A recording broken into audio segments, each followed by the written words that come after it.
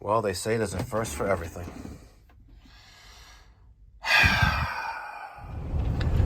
Good morning. It's me, Mikey Pipes, and Peter Pan. We're on our way to our first real service call of the day. Today is Wednesday, November 8th. Today is Wednesday, December 8th, 2021. We are on Main Street in East Rockaway. We're heading over to the Five Towns. For this particular client, we replaced a flood-damaged air handler in their attic. The fan coil burst in the winter, and their insurance company wanted us to replace, some ductwork, the air handler, and the hot water coil. She called me this morning that she has no heat in the whole house, and she needs help. She goes, Mikey Pipes, please help. So she's got some kind of weird boiler in the boiler room from what I recall, but let's go see what's going on. All right, stay tuned. Hi. How are you? I thought we waited in the heated car till you guys came. Is it that cold in the house? For him, running around. It's not so cold. Colder out here. Front door open? No. Okay. Okay. Oh, my brother told me it's not you guys. It's really it's a plumber, but hopefully you guys. Say that again?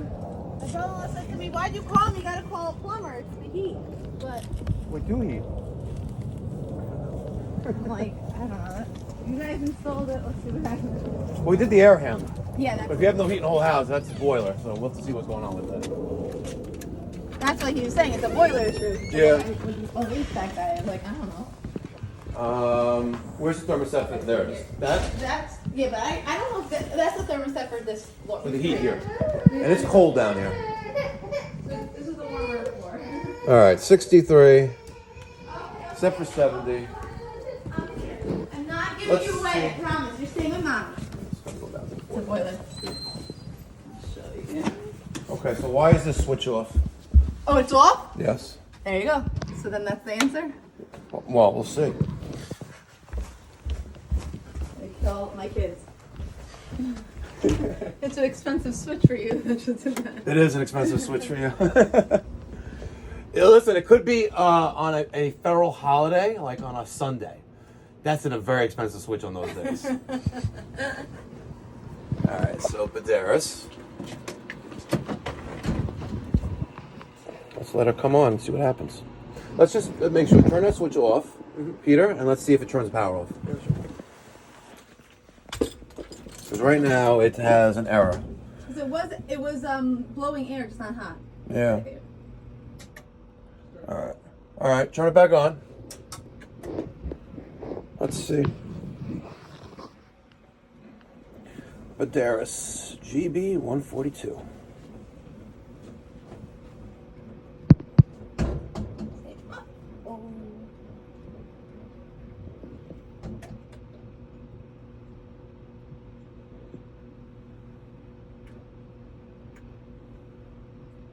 You know who owns Buderus, Peter Pan? No, I'm not sure. Bosch. Oh, really? Yes.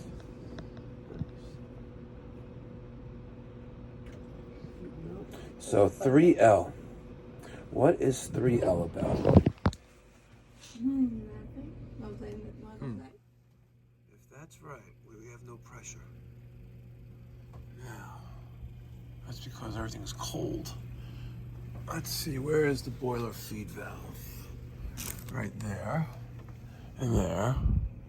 And that's open.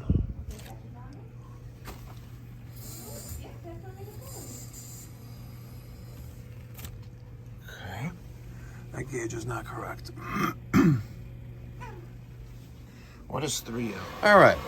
As you can see, it's running, and there's no time-lapse video. It's not even 9 o'clock yet. But I called up my buddies at Platsky. As you know, they rep Bosch.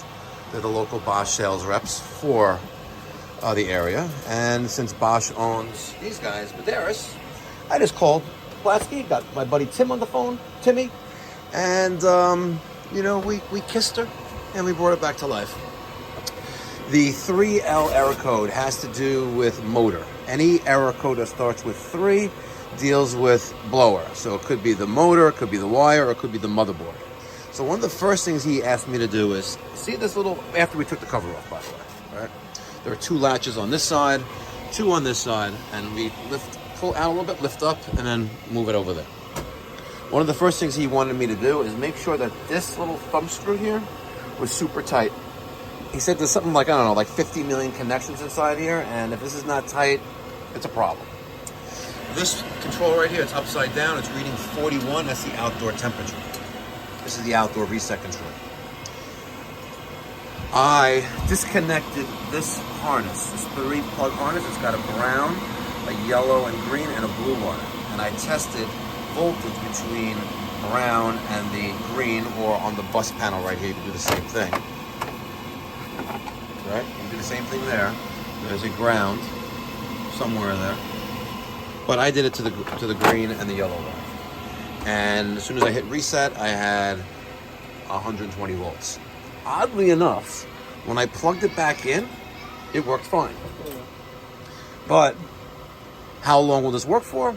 We don't know. Is it going to die tonight?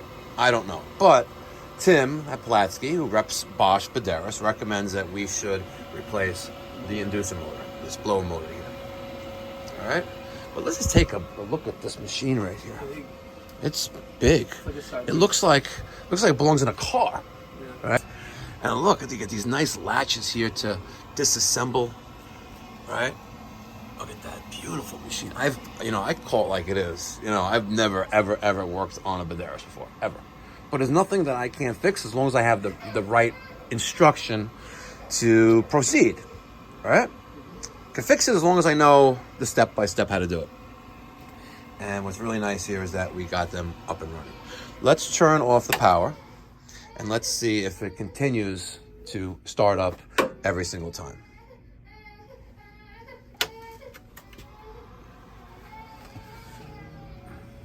The neutralizer right there goes into a condensate pump.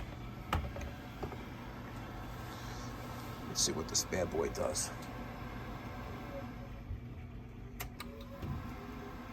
Before, we didn't even have this come on. Maybe it was a bad connection on the terminals there. Possibly. Possibly. Yep, and what's pretty cool, look at this. They have a little, see the little sight glass, but it's got a little mirror there. So you can actually see without actually have to go around like that. That's pretty cool. And I mentioned that to Tim. He goes, listen, this thing was invented by Germans. Of course they lost the war, but they over-engineer everything. Yeah. That's a nice touch. Smart. Still. Damn Nazis. They're nuts. They are crazy. We have some rust there, though. Yeah. All right.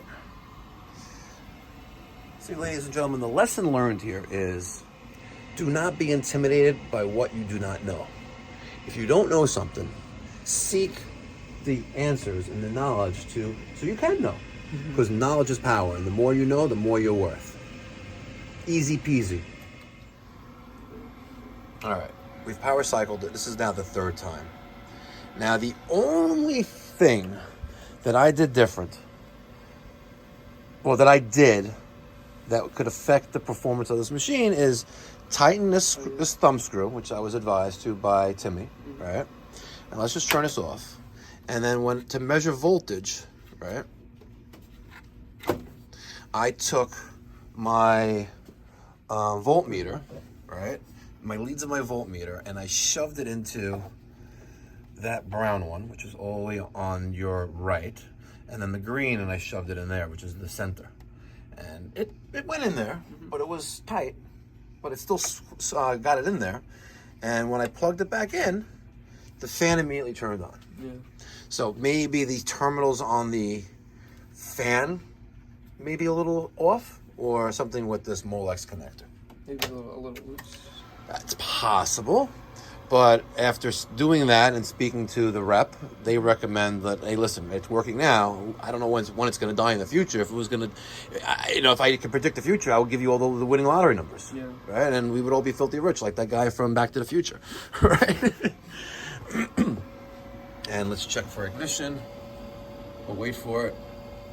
There's a little hot surface igniter going on, and there's that. Bingo. Hot surface. Is there really a hot surface igniter? What's the difference between that and a regular? Well, you have spark, and then you have hot surface ignition. Hot surface ignition is like an electric stove. We have an element that heats with power, and it gets nice and red, and that ignites the fuel. All right. Buderus. And more food. Since I'm learning today, you're going to learn today too. We were trying to leave. And I said, listen, the boiler's running. This is what we did. I spoke about the fan. I can't predict the future, blah, blah, blah. And then she goes, feels the vent, and it's cold. And she wants us to wait for us to make sure that the heat is working. We have that fairly large indirect water heater over there, right? And when I felt the piping underneath, right, this pipe and that pipe, which is supply and return from the water heater, is fine. There's no power to this Grundfos, and I used my non-contact electrical tester and saw that there's no power here. This is cold, that's cold. China, thank you. All right, so I asked her, listen, would you like me to wait maybe half an hour and pay me to wait to make sure that once the tank is satisfied that this comes on? And she goes, okay. So we took the cover back off. I took this cover off of here, and this gray connection, which is marked FW, right, is my indirect. Aquastat. See that? Brown and the white? And that goes all the way over there. See that? Okay. So I traced that out, and I unplugged it, and now this is hot. It was hot. Nope, because now we have cold. See? Because all those cold zones are making its way back to the boiler, and we only have 88 degrees, and we have flame. We sure do. And if I plug back in this, like that, it's going to focus now on the indirect again. But nonetheless, we will wait as per her request. Let's put this cool little cover back on. Right, push this back in, and it's now indirecting its priority. So that's hot, that's cool, and we're 91 degrees. So let's wait and make sure that those circs there, the piping, gets hot before we leave. Just when we thought we were done, right? But have no fear, FLIR i7 is here. This is the FLIR i7 thermal imaging camera. Look at Peter. Say hi, Mom. Hi, Mom. So let's use this and see what's here. All right, so let's take a look at an overview. Let's look at the FLIR i7.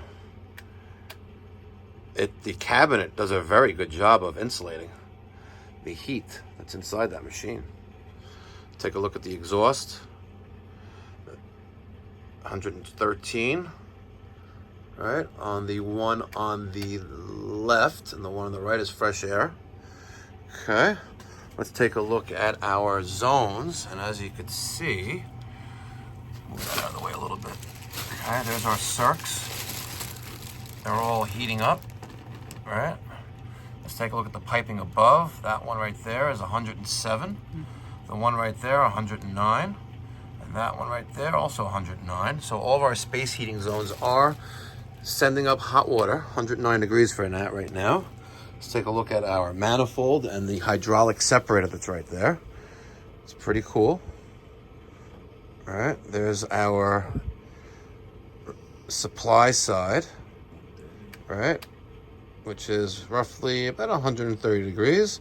Here's our return side. And we have our indirect right there, which I guess is probably close to being satisfied. Take a look at that press fitting with the thermal camera. No leaks.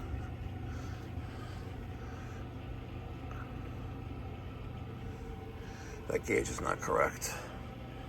Gauge shows 0 pressure. We know that's not correct. And there's our supply pipe right there. And the return. We're gonna give this a few more minutes, and then we're good to go. Hi. Hi. All right, we let it run some more, Okay. and it's heating the house. So that vent you felt downstairs, for example, is nice and It's getting warm. Warmer. And let's see. See what it says. It'll turn something. Well, it's gonna take a while, but At least if it starts to climb a little bit. It's up to 64. okay, look at that. 64. We're good. We're getting somewhere. Okay, any questions? I guess what should I do if I should? How long should I give it if it doesn't? Like on It's heating. worst case, like let's It's say. heating. Again, I can't predict the future. Bosch says we should replace this part. I literally, we unplugged it after that, like maybe 4 or 5 more times. We actually turned the power off like 4 or 5 more times. Every single time we turned it back on, it's been working. Okay. So except for the first time when we got here, Right. we turned the power on, we saw the error, we turned it off, we turned it back on again. So Do you think it has to do with this being off No. all night? Nothing to do with it. nothing to do with that. Okay. Okay. I'm saying so in a few hours, let's say it's still upstairs because it was. You should go to the unit. Let me show you. Yeah.